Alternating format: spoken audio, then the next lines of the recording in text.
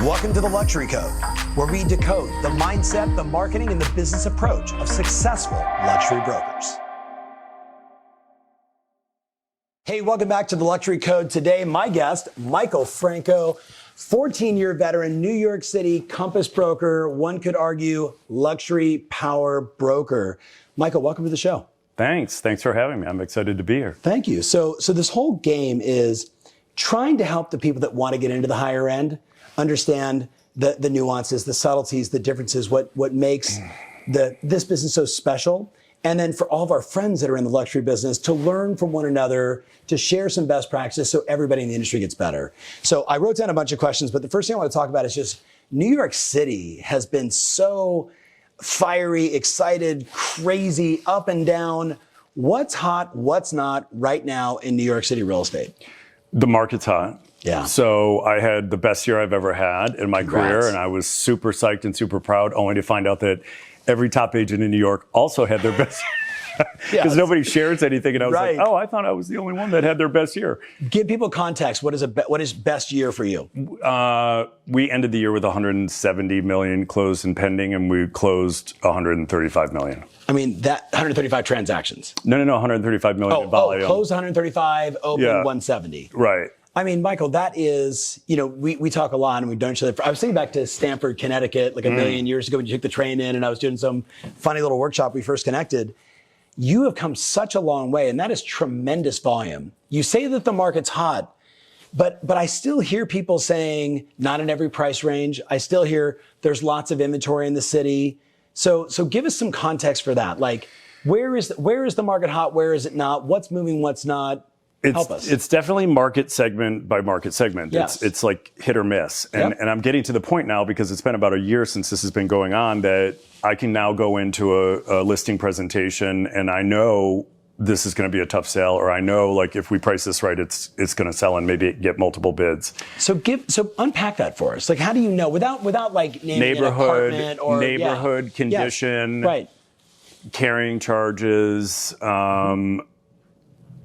a lot of location. Doorman, no doorman. Yeah, Does that doorman. still matter? Elevator, no elevator, concierge service, no what really matters? It depends. I mean, there's so many different market segments. Sure. Like new construction, new development is like super luxe amenities, always a doorman, concierge, everything, all the bells and whistles, gyms, bowling alleys, like everything that you have in your building. Yeah. So it's like that. Everything new is no like bowling that. alley, but I like no bowling alley. It's a good idea. Pool and all that stuff. Yes. Most of the apartments I sell are doorman buildings. Yes. Most of the apartments in New York are doorman buildings. There's some, higher end apartments that are loft style in Soho, Tribeca, downtown, where it's a loft building and there's no doorman because it's small. They're usually full floor. Doesn't really warrant a doorman, but I'm digressing off of what you were asking me. But it's so interesting, you look nationally and you look in many cases globally, like everyone says the market's hot. And yet New York is one of those rare places, like parts of Los Angeles, and maybe less today as we film this, where there's always an abundance of inventory. Yeah. But it seems like in the fall of last year, right, and so far this year, a lot of properties that many top clients would say we're never going to sell suddenly had 2 offers. Are you seeing the same thing in Manhattan? Yeah. So it's funny. So if you're working with buyers and you're looking for something good, there's a lot of bad inventory. Yeah. The good inventory is selling, and everything is super price sensitive. I mean, the market is always price sensitive, but I've never seen it in my whole career this price sensitive. Like, if you overprice something, you're shot in the foot, and you got to adjust immediately in New York City. Yes. If you price it right and it's in good condition, or price it even a little aggressively, you're going to get multiple bids. It's a risk to go low because you can't really raise the price. I always tell people that. Yeah. I'm a conservative listing agent. I don't go low unless I really think for sure we're going to get an auction situation. Yeah. But this is the funny thing. So, the worst time in our market was like, prior to 2020 was like 2009, 2008. Right. And there are people right now in New York that are out of the money unless they bought like in 2011 or before, or 2012 and before. Yes. And then there's some people that bought in 2019 and they're going to make money on their sale. So we're like past 19, we recovered because probably different from the rest of the country. People forget this because the pandemic year was so bad. 2019 was not a great real estate market in New York City. No, it was bad. So everybody exactly. thinks it was not because everybody forgot because the pandemic year was so awful in so many ways. So the market's rebounded, but it's definitely case by case, and I can smell it coming a mile away. See, that's the stuff. Like, I hear you say that. I hear Andy C say that. I hear Maxine Gellens. I hear all these like super luxury power brokers that like you guys all have this like sixth or even seventh sense of like what's going to sell and what's not. I've asked a lot of people this question, and I'm just curious for you, like what is selling and what isn't. And like, I'll give you an example. Like Timmy Smith said, anything 4 years or newer is new construction and it's gone. Everything 5 years old suddenly looks old and dated. Right. And like unless you price it right, it's just going to sit. What do you see in the city? So good condition, reasonable carrying charges, and priced right. Yeah. People don't want to renovate. If it needs a renovation, it needs to be priced so attractively. It really does, so that you get people that are willing to do it. Because the memo is now out about supply chain and how the contractors are super busy, so they're gouging, and they're busy so they can charge more. They should, God bless. But like, renovating is tough. I mean, I sold something in 2020 on the Upper West Side, like a wreck, almost like an estate sale, and they're just starting. They're like 10% into their renovation right now. It's 2022. Right. They're going to move in August. Right. Like 2 years later. And that's, I think, that everybody's dealing with that. Even you see the new construction. All excited about this unit. When's it going to be done? 2026. Right. Great. Right. Exactly. Great. God and knows. you even know they're lying. You know it's going to probably be summer of, if not beginning of 27. But let's go back to this. I think the 2 or 3 questions that everybody always asks when, like, Tom, ask these luxury brokers this question. How did you break into the high end? That's the first one. So and maybe what advice would you give to someone that wants to do it? I mean, I was kind of later in life when I started in this business, and I used to practice law. God awful business. I mean, that's such a strange transition, but like, but it gives you a superpower that most people don't have. I'm a late bloomer. Yeah. So like, I went to law school for the wrong reasons. I actually enjoyed it. I'm a late bloomer to getting into luxury real estate. Sure. Like everything has taken longer, so I'm gonna have to work longer. Yeah. This happened to me in Connecticut when I met you. So I had this amazing year. I was on a team for a year, and then my first full year in the business on my own, I was on a luxury team for about 9 months with a top broker in New York City. And I then had my first full year on my own, and I did like 28 million, which was incredible. Phenomenal. And then like the next year I did 15, and then the next year I did 10. Yeah. And I was like, oh, I can't take this. Yeah. Like, I've got to get off this roller coaster. Yeah. At least with my law practice, like I knew stuff was coming in. And then I went to your conference, the Blueprint or whatever it was called back then. And I went up to you after, and I said, or on a break or something, and I said, I told you, like, I had this amazing year. I did almost 30 million. Everybody at the company I was with at the time said, you're going to be a star. You're going to be amazing. And I just sat back and waited for the phone to ring and watched my business go down. And you said, the first thing you said was, let me guess, you had one big deal that year? And I'm like, oh, he's actually smart. I was hoping to find something wrong with him. Like the first time I met you. Yes. I remember exactly where you sat at the conference. I'm walking right down the aisle and you were right on my left. I can't believe you hit the nail on the head. So that year I did, and there's a point to this story, I promise. That year I sold a $12 million apartment in the Plaza. I got referred a very big family who owns a big watch company in Switzerland, and they're all over the world. Yes. And I worked with them for a long time, and the number kept going up. They started about 5 million. Ultimately, I sold a $12 million apartment at the Plaza, and which is probably worth 18 or 19 now. And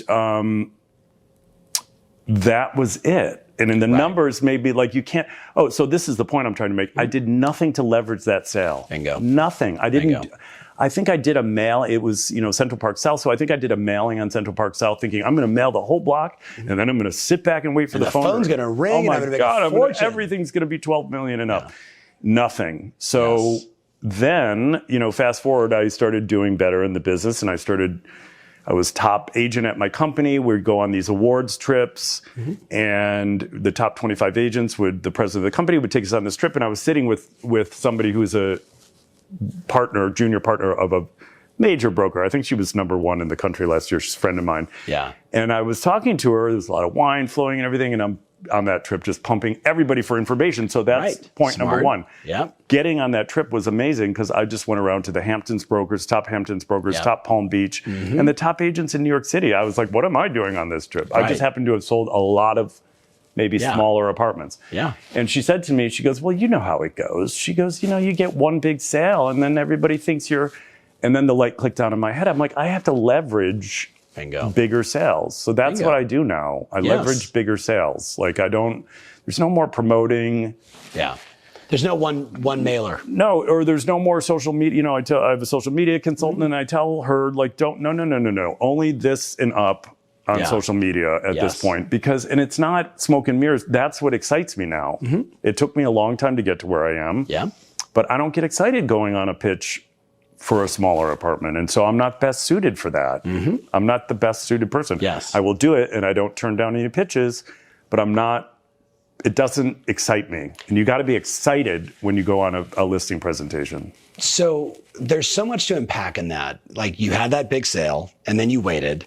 And now you have campaigns, it sounds like, with your social media coordinator and other methodologies, I would imagine, to like beat the drum. Like, remember the book I used to recommend like 10 years ago called Shameless Self-Promoter? And people hated the title, but I was like, but if you do something remarkable, like one of my clients I was talking to, the Garrisons, the other day, get this, of the 89 listings that they sold, 80 of them set a record price in that neighborhood. Wow. I'm like, but if you don't tell everybody that 91% of every property we sell sets a record price in the community, you know, raising the bar for all, nobody knows. Right. So give us like two things that maybe the average person in the luxury market isn't doing that you found as a way to promote that success, not in an egotistical way, but like, here's our method. This is what we do. This is the results we produce. I mean, promote. So you raise a very good point. Yeah. So coming from a legal background, the first thing they teach you in law school is that it's unethical to solicit or advertise. So I had a ton of shame. For sure. It took me years to get rid of the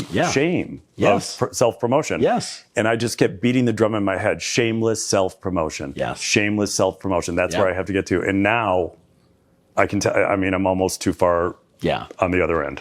It's so I'm a huge self-promoter. So give us an example. So, you know, like, look, I just sold a duplex apartment in the building where I live. And if I do most of the sales in the building, but recently, you know, I'm busy. So recently, you know, a couple other agents have gotten listings in the building. One is best friends with the owner. They grew up together. Sure.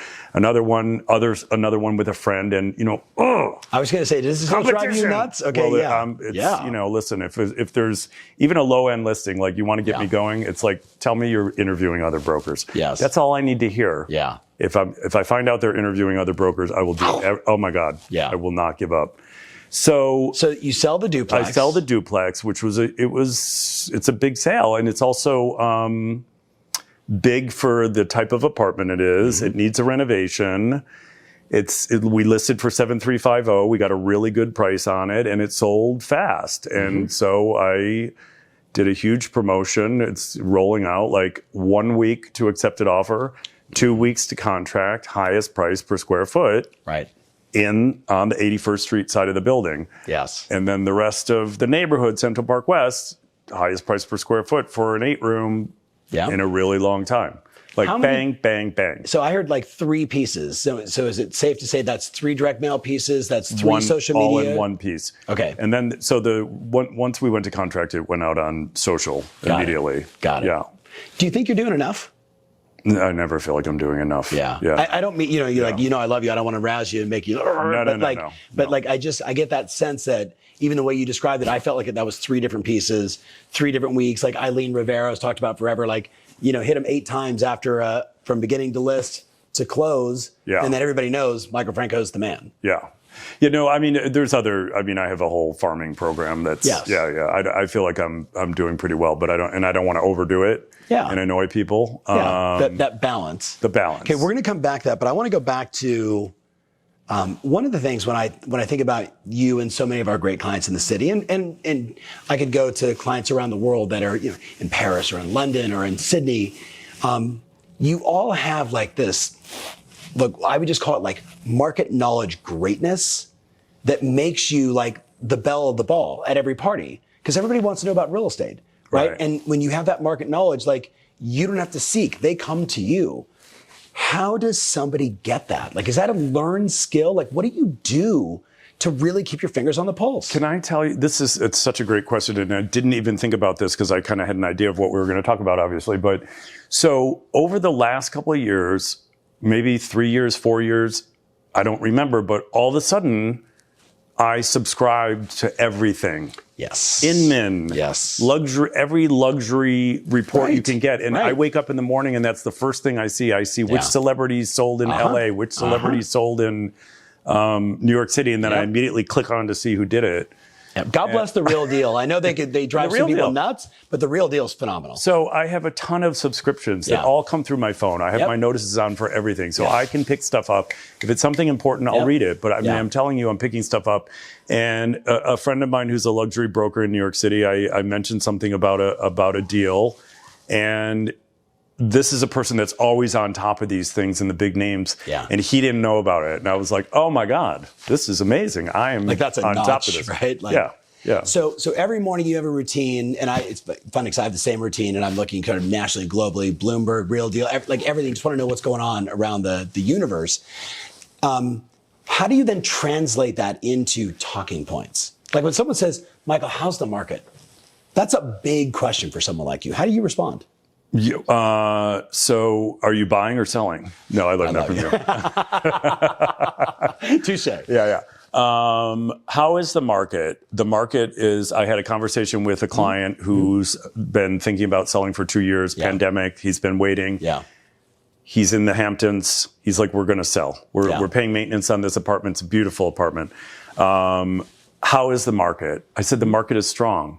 If your place is in good shape, which yours is, it's beautifully renovated and we price it right, we're going to get multiple bids and you can get the number you want, which was in the fives. Yeah. And I'm like, we'll definitely get in the fives. And then I start telling him about what I've sold and then comparables because I'm familiar with all of the inventory, which did not happen overnight. Okay, it does not happen overnight. So unpack that. How do you, I mean, I would imagine if somebody called you from like way downtown financial district and said, hey, come list our $2 million apartment, you would say yes. Absolutely. But you definitely specialize, like most agents. You got a territory, a part of town that you dominate. How do you keep your pulse on all of that? Because like for the people who watch it, like most people don't get, New York City doesn't have an MLS, right? So, I mean, you have one, but nobody uses it. There's no listings on it, right?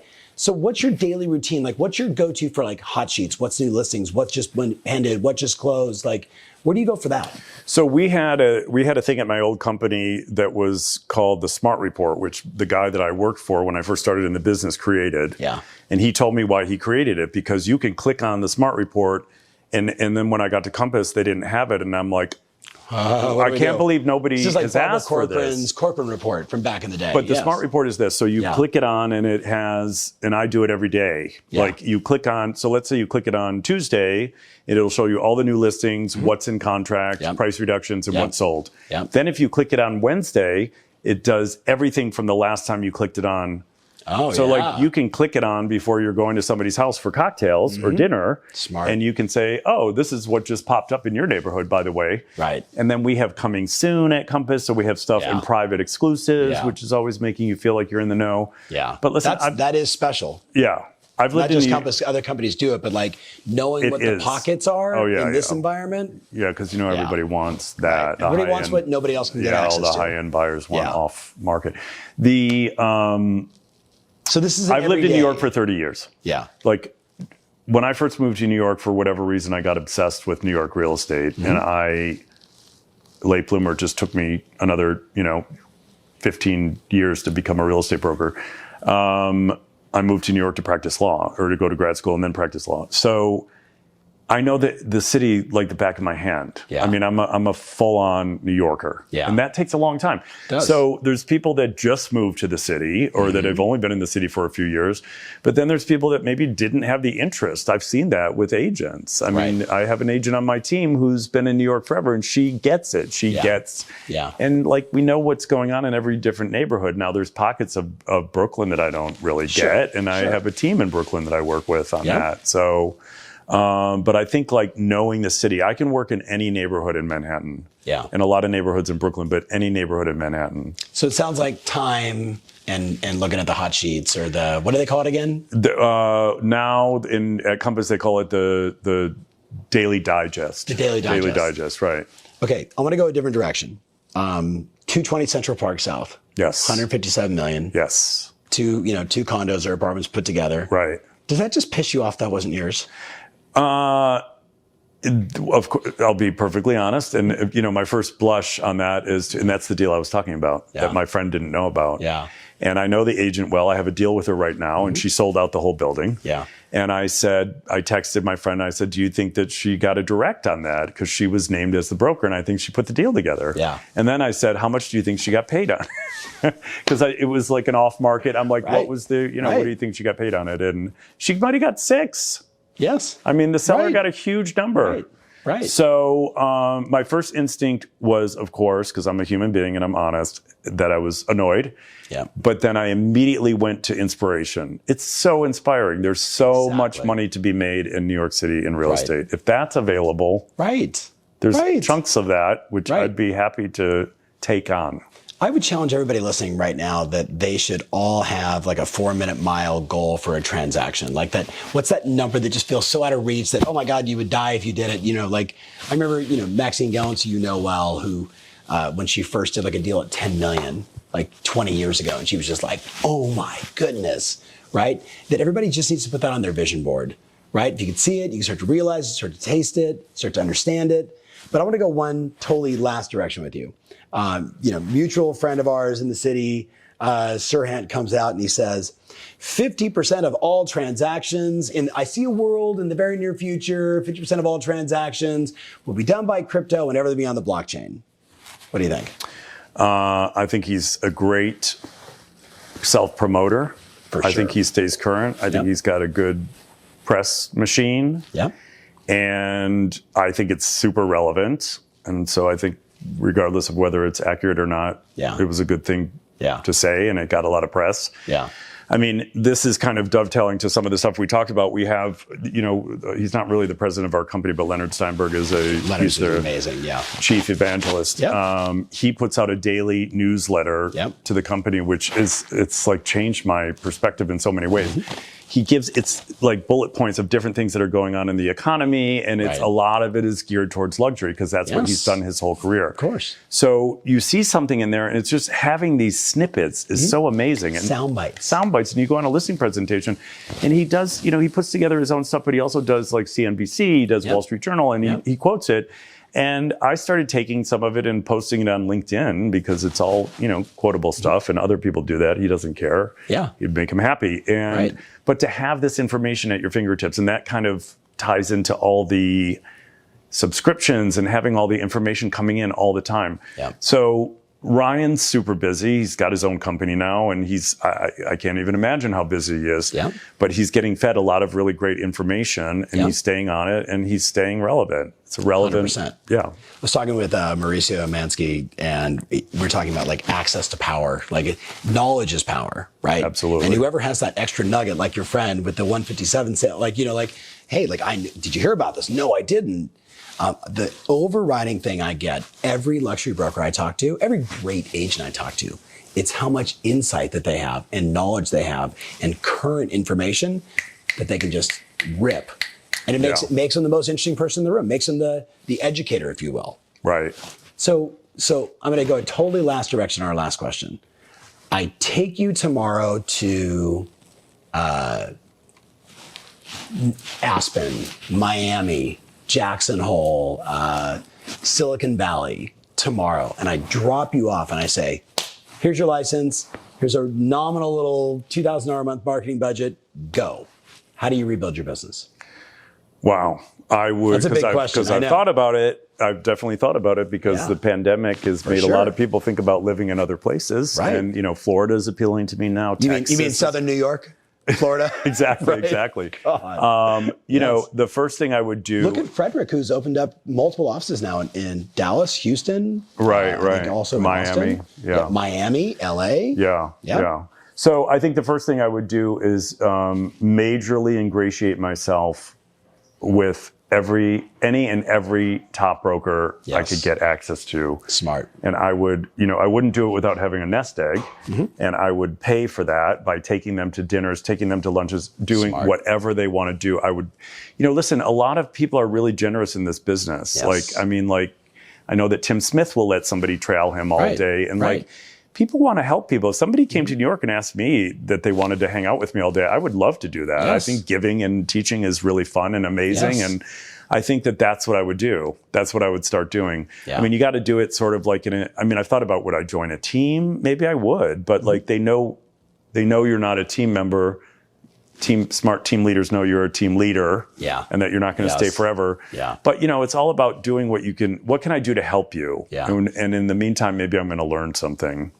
I think it's definitely possible for somebody to really relocate. I think the skills are transferable. I'm not doing it at this point in my career. But I'm just curious, like it's a fun, at your level to ask anybody, like, how would you start over? And your answer was very different from a lot of other people's, which was proximity to the people that are doing all the deals. Like access to them gives you insight that others don't have. I would start with that. And I would also start with just learning the market inside and out, learning the inventory, going to every single open house, going anywhere you can to learn the inventory. I didn't do enough of that at the beginning of my career. And then once you get busy, you don't have time. So to like ramp up fast. Know the market, know the market, know the market, and know the players in the market. Know the players, and then get involved in the community. You got to join something. You got to do something to start meeting people. Well, it's that beachhead. Okay, I'm going to get to know this group of people. The other one I heard a bunch was I would go on LinkedIn to figure out who I already know that's there, or who do I know that knows someone else who's there. So you have that like sort of access point to new relationships, or because you're starting over, right? Interesting. Michael, I'm so happy you were on this show. Like you've been on my list for a long time of like, just getting in front of you with a camera and saying, let's just openly talk about your business. So what's the goal for this year? What are you going to do in 2022? Our goal, team and I, is to do 250 million in volume. And that is 160 transactions. The price point, my team's price point is lower than my price point, and I'm trying to build them up. We have a small team. It's not a huge team. 3 agents. You have a great team. Great team. You Excellent have a great people. Team. 250 million is rarefied air, my friend. It's happening. It is going to happen. It's happening. We're well on our way. I love it. I'm proud of you. Thanks. Okay, so leave a comment. Make sure you follow Michael Franco on all social channels. He's everywhere: LinkedIn, Facebook, Instagram, TikTok. You on TikTok? Sort of. I'm sure somebody's on there doing TikTok for him. Yes. I'm on Reels, the competitor. You're killing on Reels. Killing Reels. Yes, with Instagram. So make sure you follow them. And then, of course, if they want to reach out to you, they can just Michael Franco. They're going to find you everywhere. Franco at Compass. Franco at Compass. All right. So we're out. Thank you guys so much for watching. Look forward to the next show.